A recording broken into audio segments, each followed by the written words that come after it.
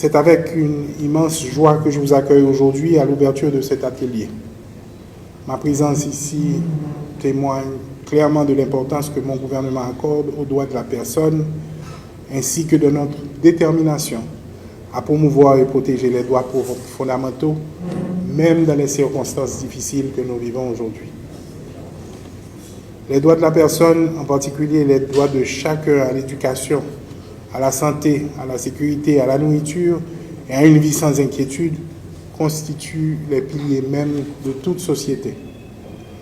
Leur protection et leur respect sont essentiels au développement, à la paix, à l'harmonie et à la fraternité.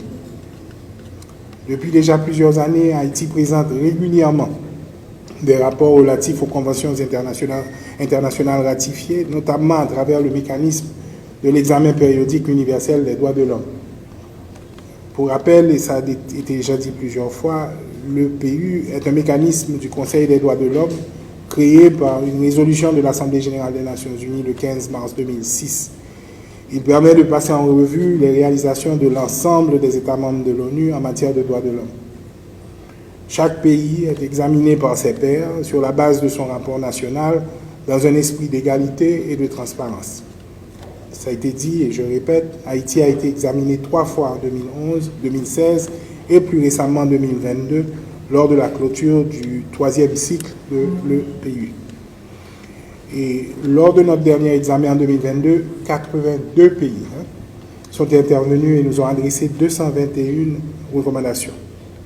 Après consultation avec la société civile et les ministres, 205 recommandations ont été acceptées. Évidemment, je tiens à reconnaître l'excellente collaboration entre le gouvernement haïtien via le comité interministériel des droits de la personne et les Nations unies représentées par la section des droits de l'homme du BINU.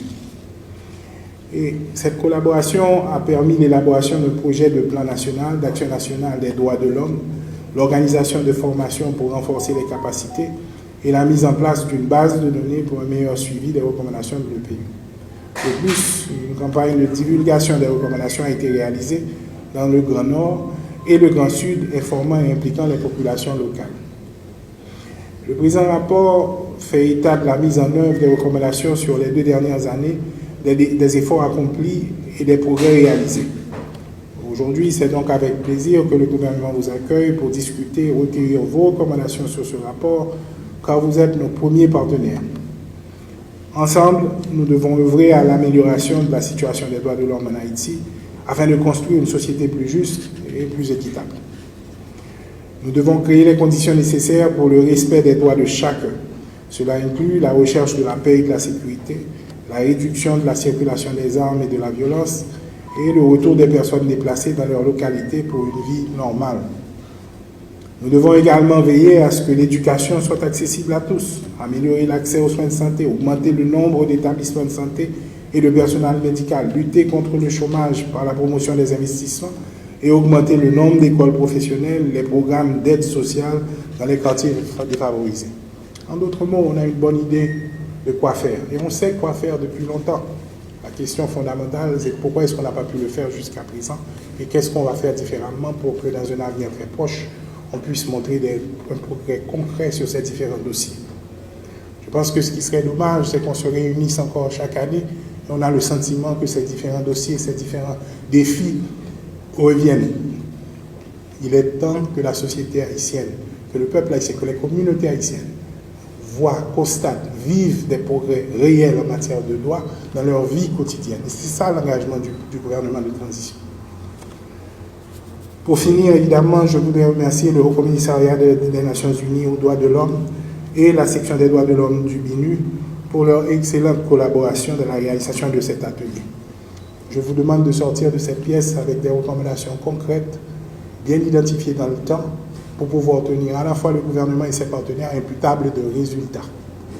Et je vous demande d'utiliser les différents réseaux et l'accès que vous avez pour nous rappeler de manière continue qu'on a un progrès à réaliser ensemble. Je souhaite que les représentants des institutions présentes profitent pleinement de cet atelier. Évidemment, je vous souhaite bon travail.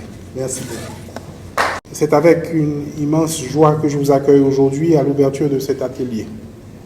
Ma présence ici témoigne clairement de l'importance que mon gouvernement accorde aux droits de la personne, ainsi que de notre détermination à promouvoir et protéger les droits fondamentaux, même dans les circonstances difficiles que nous vivons aujourd'hui.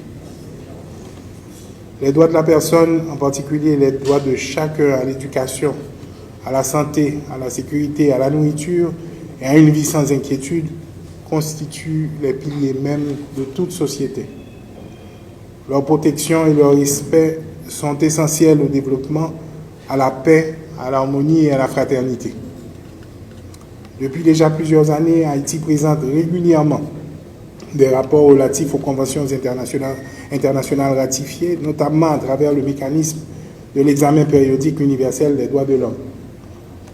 Pour rappel, et ça a été déjà dit plusieurs fois, le PU est un mécanisme du Conseil des droits de l'homme créé par une résolution de l'Assemblée générale des Nations unies le 15 mars 2006. Il permet de passer en revue les réalisations de l'ensemble des États membres de l'ONU en matière de droits de l'homme. Chaque pays est examiné par ses pairs sur la base de son rapport national dans un esprit d'égalité et de transparence. Ça a été dit et je répète, Haïti a été examiné 3 fois en 2011, 2016 et plus récemment en 2022 lors de la clôture du 3e cycle de l'EPU. Et lors de notre dernier examen en 2022, 82 pays sont intervenus et nous ont adressé 221 recommandations. Après consultation avec la société civile et les ministres, 205 recommandations ont été acceptées. Évidemment, je tiens à reconnaître l'excellente collaboration entre le gouvernement haïtien via le comité interministériel des droits de la personne et les Nations unies représentées par la section des droits de l'homme du BINU. Et cette collaboration a permis l'élaboration d'un projet de plan national d'action nationale des droits de l'homme, l'organisation de formations pour renforcer les capacités et la mise en place d'une base de données pour un meilleur suivi des recommandations de l'EPU.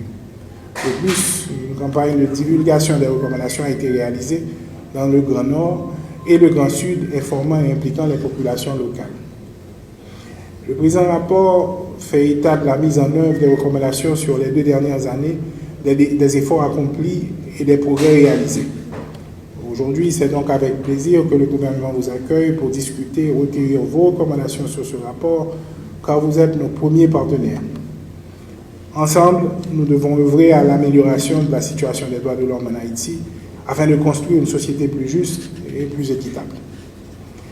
Nous devons créer les conditions nécessaires pour le respect des droits de chacun. Cela inclut la recherche de la paix et de la sécurité, la réduction de la circulation des armes et de la violence et le retour des personnes déplacées dans leur localité pour une vie normale. Nous devons également veiller à ce que l'éducation soit accessible à tous, améliorer l'accès aux soins de santé, augmenter le nombre d'établissements de santé et de personnel médical, lutter contre le chômage par la promotion des investissements et augmenter le nombre d'écoles professionnelles, les programmes d'aide sociale dans les quartiers défavorisés. En d'autres mots, on a une bonne idée de quoi faire. Et on sait quoi faire depuis longtemps. La question fondamentale, c'est pourquoi est-ce qu'on n'a pas pu le faire jusqu'à présent et qu'est-ce qu'on va faire différemment pour que dans un avenir très proche, on puisse montrer un progrès concret sur ces différents dossiers. Je pense que ce qui serait dommage, c'est qu'on se réunisse encore chaque année et on a le sentiment que ces différents dossiers, ces différents défis reviennent.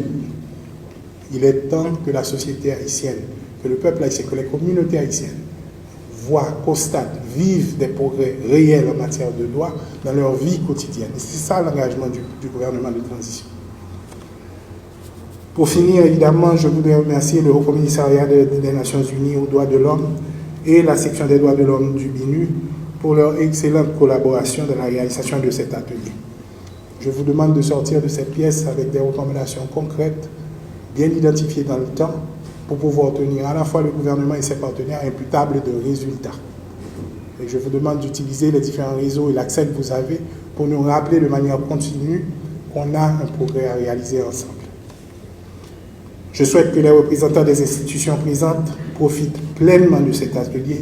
Évidemment, je vous souhaite bon travail. Merci beaucoup.